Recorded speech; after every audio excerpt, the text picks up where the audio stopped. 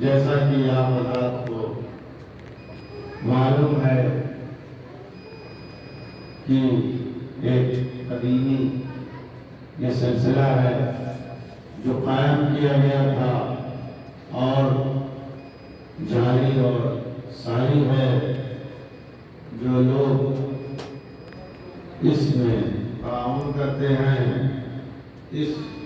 دنیا سے اگر گزر چکے ہیں تو خدا ان کی مغفرت فرمائے، اور اگر اس دنیا میں موجود ہو تو خدا ان کو کامیابی اور کامرانی عنایت فرمائے. اور اس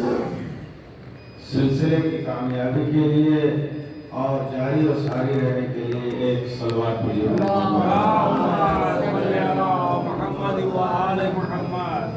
حاضرین گرامی قدر، خلاق کائنات نے انسان کو اشرف مخلوقات قرار دیا ہے. یہ پروردگار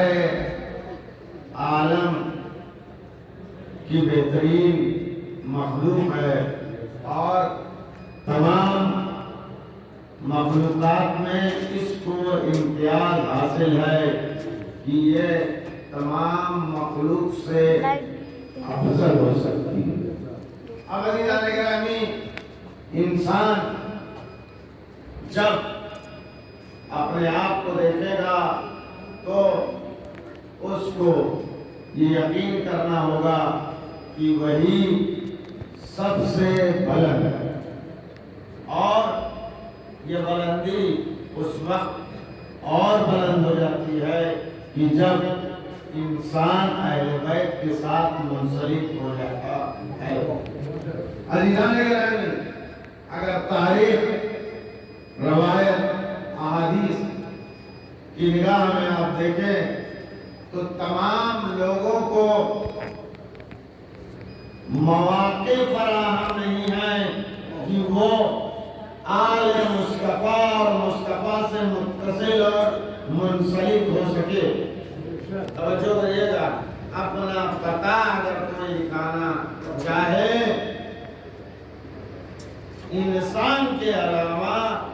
تو وہ قدرت مند نہیں ہے کہ وہ اپنا پتہ لکھا سکے اور اس کو مواقع فراہم کیے جا سکے. عزیزان گرامی، جو بہترین مخلوق ہے وہ ہے انبیاء، جو بہترین مخلوق ہے وہ ہے فرشتے. لیکن اگر یہ مصطفیٰ اور آل مصطفیٰ سے متصل اور منسلک ہونا چاہتے ہیں تو اذن پروردگار کی ضرورت ہے. لیکن اگر انسان متصل اور منسلک ہونا چاہتا ہے تو اس فرش عزا کو بچھا دے تو فوراً ہی مصطفیٰ اور آل مصطفیٰ سے متصل ہو جاتا ہے، منسلک ہو جاتا ہے، اور کائنات کی جو آسمانی مخلوقیں ہیں وہ متمنی ہو جاتی ہیں کہ اس فرش عزا پر رب اذن دے تو میں جا سکوں. صلوات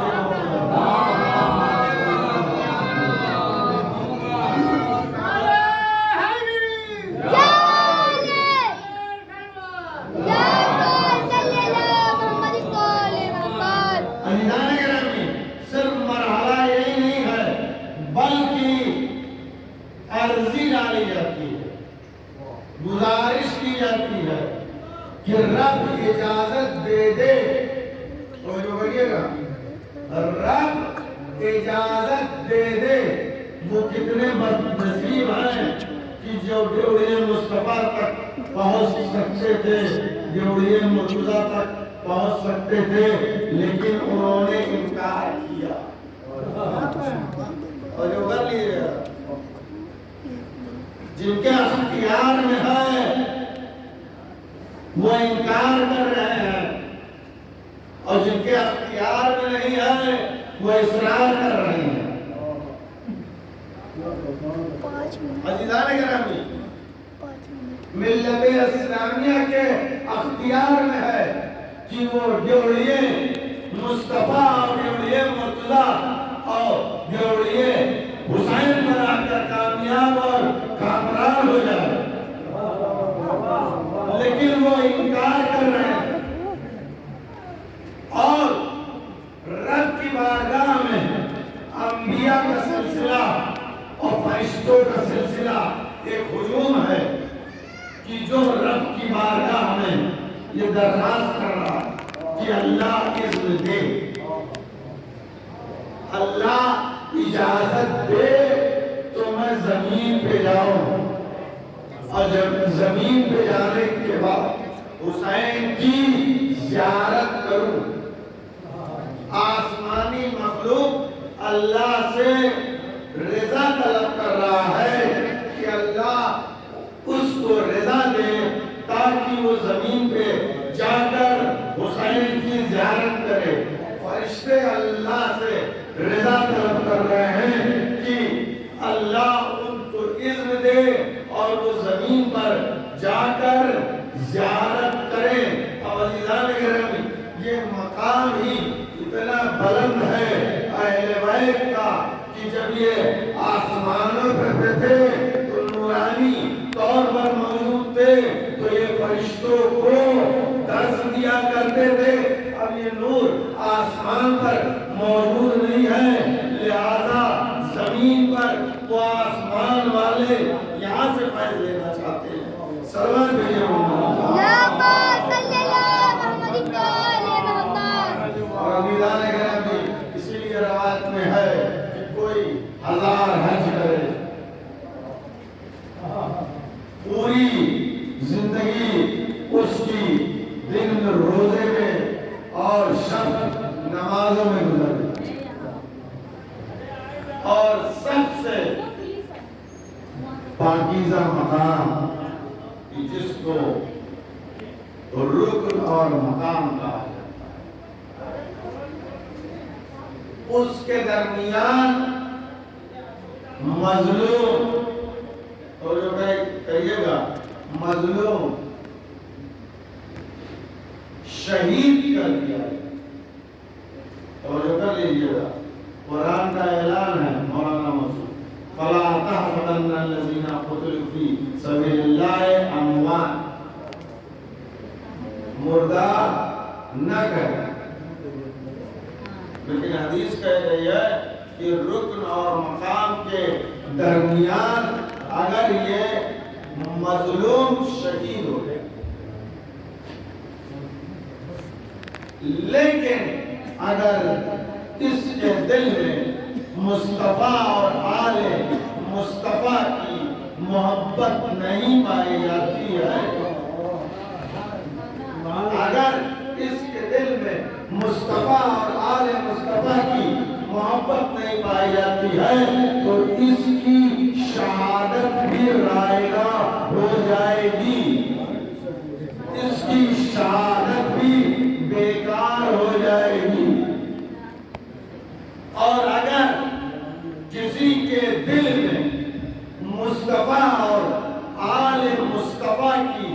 محبت موجود ہو، اور اگر وہ مظلوم بھی نہ مرے، شہید بھی نہ مرے، بلکہ خدا کی طرف سے کاتب تقدیر نے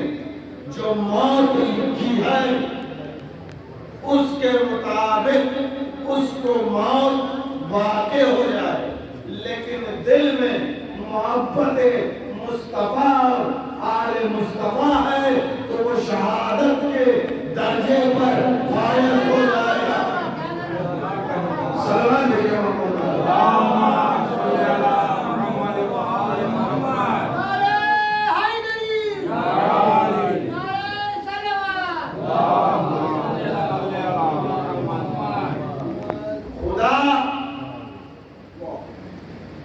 شہادت کو قبول